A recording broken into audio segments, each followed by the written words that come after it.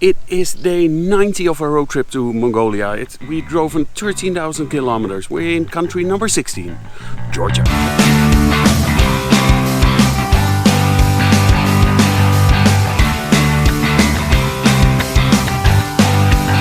Georgia, what can I tell you guys about Georgia? And when I'm talking about Georgia, I'm talking about Georgia, the country, not the state in the US. The way to tell the two apart is that one of them is still a bit backward, still developing, and actually voted one of the worst places to live. And the other one is a beautiful country in the Caucasus, and that's what we're talking about. Georgia is located in the Caucasus, in the intersection between Europe, Asia and the Middle East, so it's no surprise that throughout its history it's been conquered by many countries. Ottomans, the Persians, the Russians, the Mongols, just to mention a few. The capital, Tbilisi, has been destroyed a total of 26 times, so currently we're looking at the 27th build, which is quite a nice build. I hope they keep this one. It's a very green and mountainous country with a lot of castles and a lot of churches, because it's also one of the first countries in the world to be a Christian country. They have a very unique language which uses a very unique script that looks a bit like Elvish, but it doesn't sound like Elvish. It sounds quite horrible. And I know this is a Dutch person talking, and I'm gonna be honest with you, Dutch sounds even worse. I mean, the only thing we do is like... That's a conversation in Dutch. It's a former Soviet country, but in general they have a very strong anti-Russian sentiment, which has to do with the Russian interference in two regions, Abkhazia and South Ossetia in Georgia, which is very similar to what's happening right now in Ukraine. They identify more as European and they have a strong hope to join the European Union. The most famous Georgian is unfortunately Joseph Stalin, who was born here in Georgia, which a lot of people don't realize. And one last thing, wine. It's one of the first countries known to produce wine. They've been making wine for over 8,000 years. So, let's get wasted. But before we start exploring castles, we're gonna go to Batumi. And Batumi is a bit weird. Batumi is lovely, but it's weird. It's a sea resort town, and I like it. I sincerely do. But it weirds me out. I mean, is this old and made to look new? Is this new made to look old? Why is there a Ferris wheel on the side of a skyscraper? Why are there so many punch machines? And another one? And another one? Why is it called the Black Sea? It's not black. Why is there so much poverty? Right next to so much wealth. I'm not even asking. Why is there a fake Roman thing? What is this even? Why is there a bamboo forest in the middle of a boulevard? Sure, of course there's a ping pong paradise on the beach. And why the hell can you rent these little carts that look like they're for driving around handicapped people? Actually, I might do that later. Nights are weird as well. I mean, look, are we in Disneyland? What's happening? All in all, Batumi is really fun. It's really nice. It's a bit all over the place, but it's really nice. But yeah, we're moving on to the next weird place in Georgia. Gori. And Gori is weird for a completely different reason. Mainly Joseph Stalin. He was born here, and where the rest of Georgia seems to distance themselves as far away from Russia, the Soviet past, and Joseph Stalin as they can, Gori, they still embrace him. Not the whole of Gori, not everyone here, but I mean, for one thing, he has a big-ass museum. And the museum is filled with bust paintings, all very positive stories, nice quotes of Joseph Stalin. And there's only one tiny room which talks about all the audacities and all the people that died under Joseph Stalin. However, when we entered the museum, one of the ladies that worked there very actively directed us away from that room. She didn't want us to see that room. In front of the museum, there is also a nice big statue of Uncle Joseph.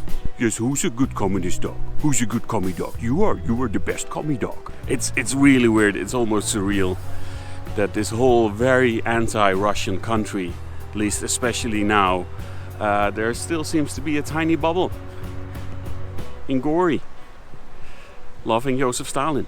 I mean, can you imagine having an Adolf Hitler museum that talks about, big rooms and big pictures of all the great highways he made, and then in the basement there's one small corner like, oh yeah, he also killed a few Jews. Apart from that, Gori also has a nice fort, a few nice streets, but not much more. It's mainly Stalin, mainly Joseph Stalin. Georgia is more than just weird cities. For one, it has a gorgeous countryside filled with churches, monasteries, fortresses, castles.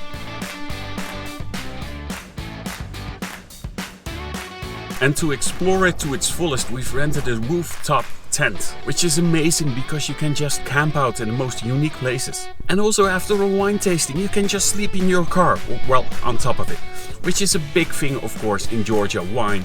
They make it in a very traditional way in these big pots in the ground, quefries they're called, but mostly it seems that everyone is making wine. If you have room to grow grapes, you make wine. Even in the city, if they have a little corner where they can grow some grape, they'll make wine out of it. But now we are in Shatili, up in the mountains, and getting up here was amazing. It was already a pretty challenging drive, and we stopped and camped somewhere in a gorgeous meadow off the road. Absolutely gorgeous and quiet. But from there up the road was pretty challenging. And last night while we were up here, we had a serious storm. Which means the road got damaged. According to some people in the village, it's not even going to be able to get down. But we're going to try anyway, because so far this little old crappy car has been pretty indestructible. So let's see if we can get down.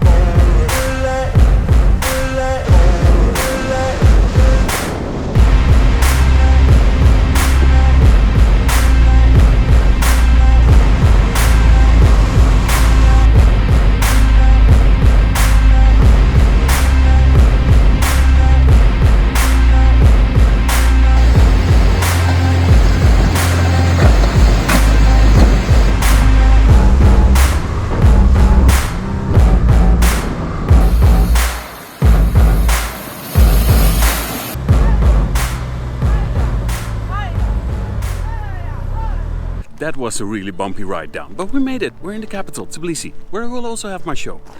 And Tbilisi itself is a lovely city. It actually feels very European, which they're also claiming to be. They're very strongly identifying with Europe. I mean, they have a lot of cool bars, hip neighborhoods, a pretty okay English proficiency in general, even better than in some parts of the EU, to be honest. Definitely better English proficiency than Turkey.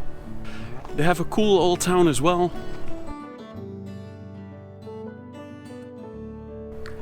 I mean, the only negative thing about Tbilisi and actually Georgia in general is that traffic is absolutely mental. It's one of the most insane traffic I've ever seen, which definitely shows by the amount of cars that are driving around without the bumper because they just lost their bumper in an accident. And another thing that really stands out is their support for the Ukraine. There are Ukrainian flags everywhere. Most of the Wi-Fi passwords have even been changed to something with the Ukraine. But now it's time to head off to the show, so let's see if we can turn any of this into something to laugh about. Welcome to the stage, Fedor the I love that Georgia is trying to get rid of their Soviet past. But I do appreciate that you still put up communist art. It's amazing. I think that's hope, freedom, democracy. I don't know. I was living in Indonesia for a while and then I needed to mark safe or an earthquake or whatever. And I think they stopped doing that because they did not ask me to mark safe of Georgian traffic. Every day. It's Also, what the hell is happening with the bumpers? Are the Russians stealing your bumpers? on the Russians, which is an unavoidable subject when you're in Georgia. And I have to emphasize, I fuck Putin. And, you know, fuck what's happening in the Ukraine. Thanks. It's absolutely horrible. But I was talking to a Georgian guy yesterday, and he said, yeah, like everything that comes from Russia is bad. And I said, well, that's too far for me. Like, there must be good things coming from Russia as well. And Mitya, the host, was quick to join in. He said, yeah, check out Russian rap. So I spent the whole day listening to Russian rap. And now my opinion is, fuck everything that comes from Russia.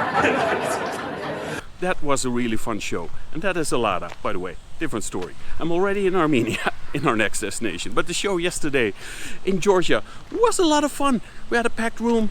The opening acts did a great job. The host from Stand Up Tbilisi, Mitya, did a great job. All in all, a great experience. And yes, now we are already in Armenia. So if you want to find out what Armenia is like, make sure you subscribe if you haven't subscribed yet.